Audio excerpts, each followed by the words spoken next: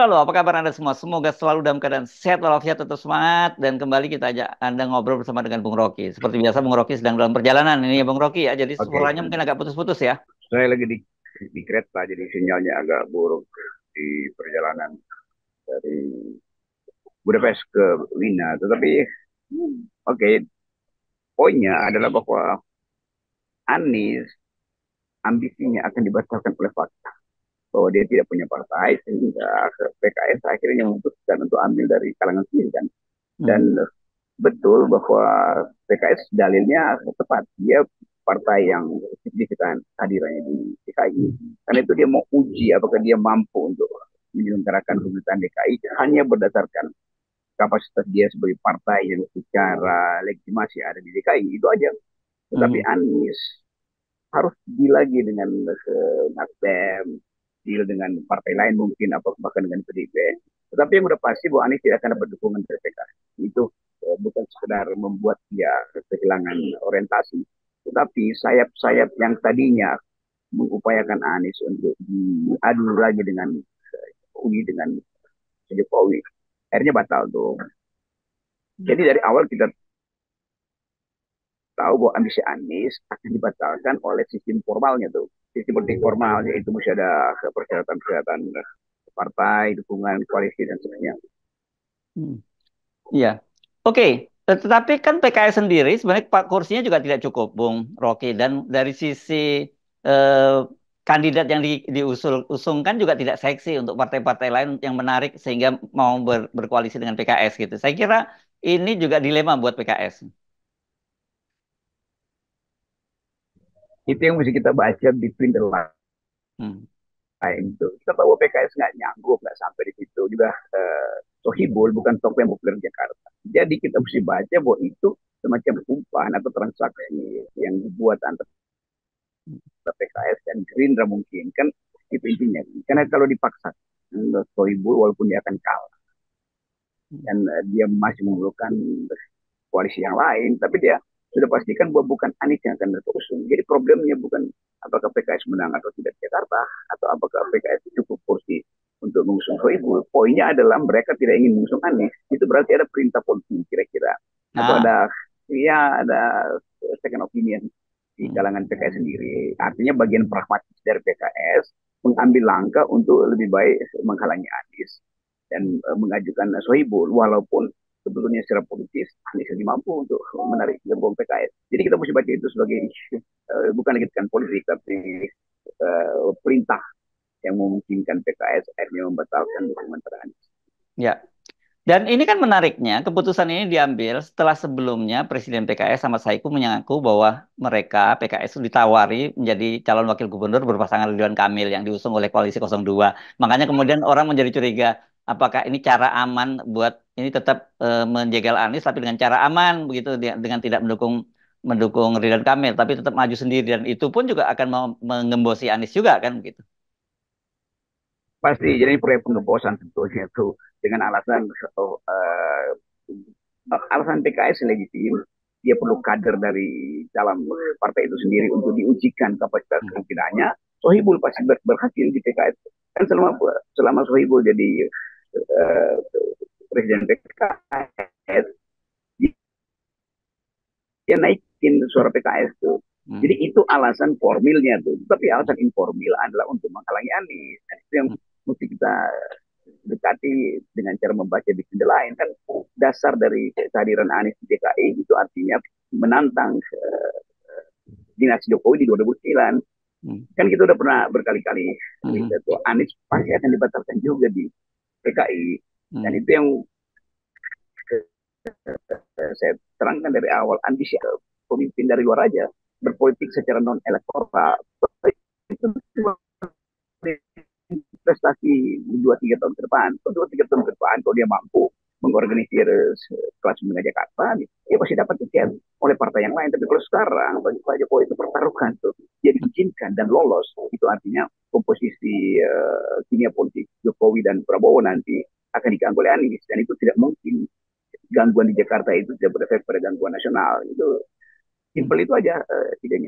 Ya, tetapi menariknya di sini PDIP bergerak cepat gitu, meskipun ini belum resmi. Seperti dikatakan Mas Inton, nggak perlu khawatir karena kalau kursi PKB itu berkoalisi dengan PDIP itu akan cukup untuk mengusung Anies. Itu artinya sebenarnya PDIP juga siap-siap mengincar posisi calon wakil gubernur dari Anies Baswedan ini, dan petanya saya kira menarik sekali, dan PDIP pasti berkepentingan juga untuk mengganggu Pak Jokowi lewat Anies gitu. PDIP akan punya kepentingan itu teorinya kalau dia punya kepentingan ingin balancing politik di Jakarta itu.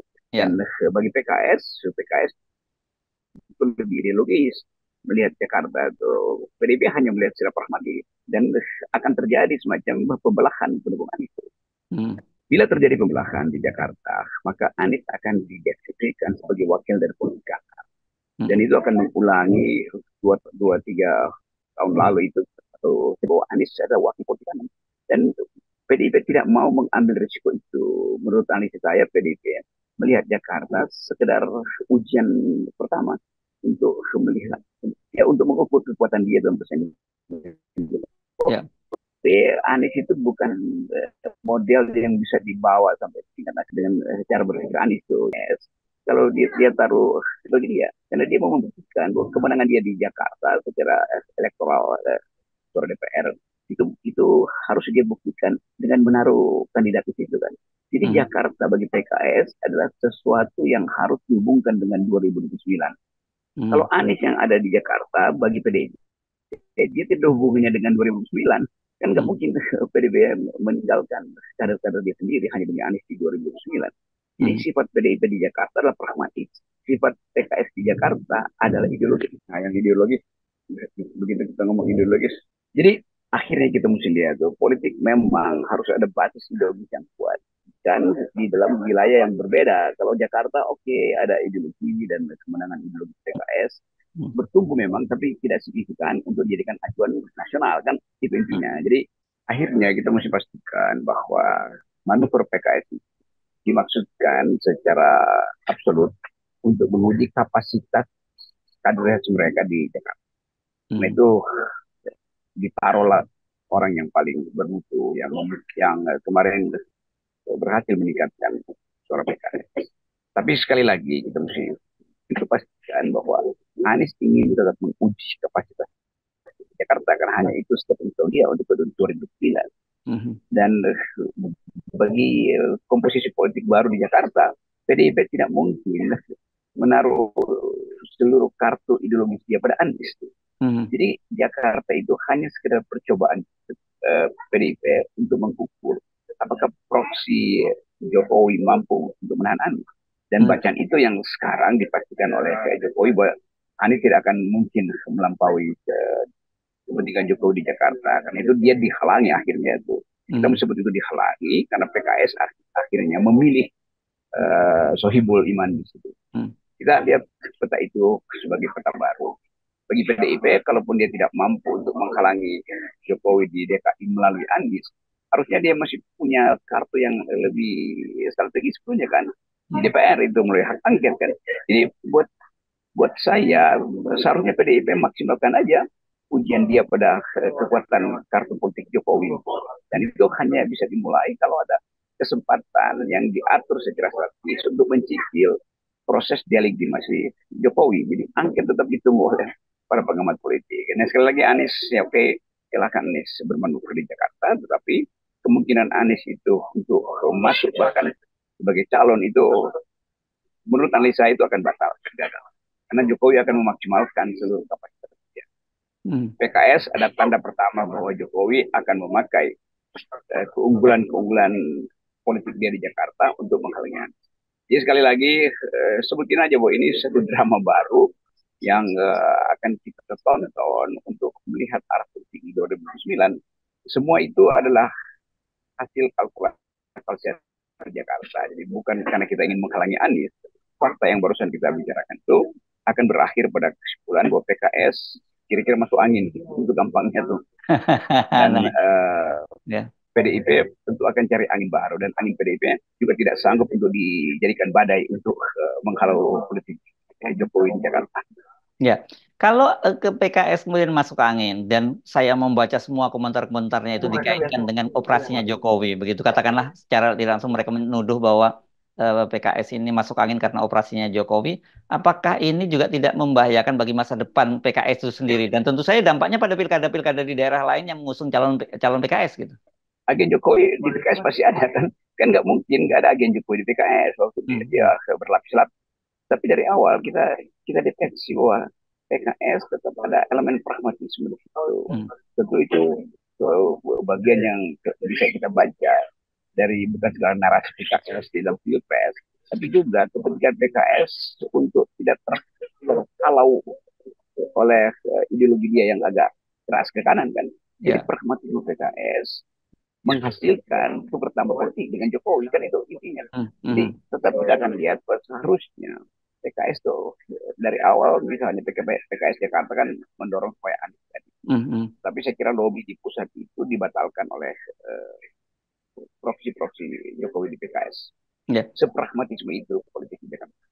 Ya, tetapi apakah tidak terlambat ini kalau PKS sekarang baru bekerja berkoalisi dalam tanda petik dengan Jokowi sekarang ketika Jokowi dia akan sudah meninggalkan jabatannya, bukankah kalkulasinya lebih dengan Prabowo atau dia melihat Prabowo juga bagian satu paket dengan Jokowi gitu?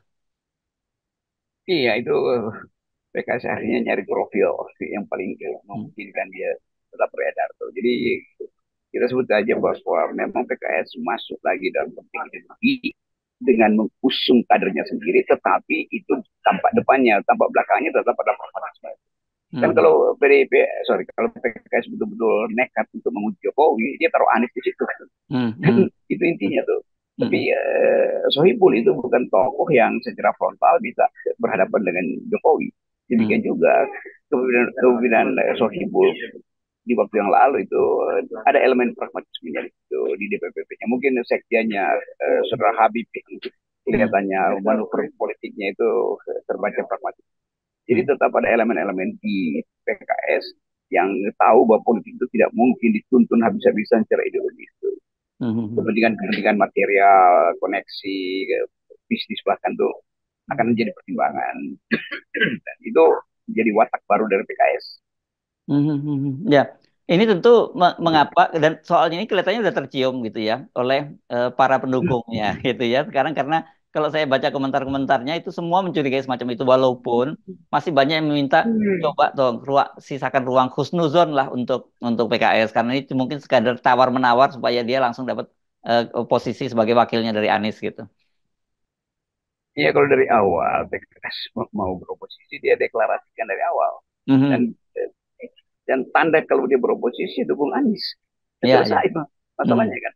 Jadi Mhm. bukan dengan alasan ingin ingin siapa yang mau beroposisi PKS nggak mau beroposisi keterangan akademis pun bisa kita abaikan menguji seluruh kapasitas dia di Jakarta padahal dia cukup signifikan untuk bermain di Jakarta. Mhm. Jadi sebenarnya simbol oposisi itu sekarang jadinya melekatnya pada Anies ya, karena ini sebenarnya lebih pada ini lebih pada personal sebenarnya ya, antara Anies dengan Jokowi gitu, karena Jokowi bagaimana berpikir bahwa Anies itu akan menghalangi ambisi dia untuk melanggengkan kekuasaannya itu saya kira ya, Bung Rocky ya, dinastinya lah sekarang begitu ya. Ya itu ya kita lihat secara tertib ya PKS ingin beroposisi Mm-mm. harusnya dia mendukung Anies. Ya. Anies ingin berkuasa harusnya dia memimpin secara non elektoral kan Mm. sebagai tokoh Mm. oposisi. Jadi kalau dia beroposisi di dalam sistem, dia mesti lakukan manuver baru. Bahkan PKB, sinyal PKB jelas itu Mm. kemungkinan besar dia akan bergabung juga dengan PKS, dengan Koalisi 02. Prabowo misalnya kan. Jadi Mm-mm. tetap iya koalisi 02. Jadi batas ideologisnya belum terbentuk di Jakarta. Nah ini yang memungkinkan kita menganalisis bahwa PKS Anies juga jadi pragmatis, Mm. Ya. PDIP juga jadi pragmatis. Jadi Jakarta saya. Nah itulah miniatur politik Indonesia ke depan. Juga saya kira juga di pilkada-pilkada berikut pola ini akan terjadi. Karena itu kita kembali pada kekuatan civilian value masyarakat sipil, buruh, mahasiswa, akademisi itu yang Mm. sekarang justru lagi dapat panggung di mana-mana. Mm. Yes. Oke, okay. Ya. Kita nolkan ya, Bung Rocky ya. Ya. Yes, 0%.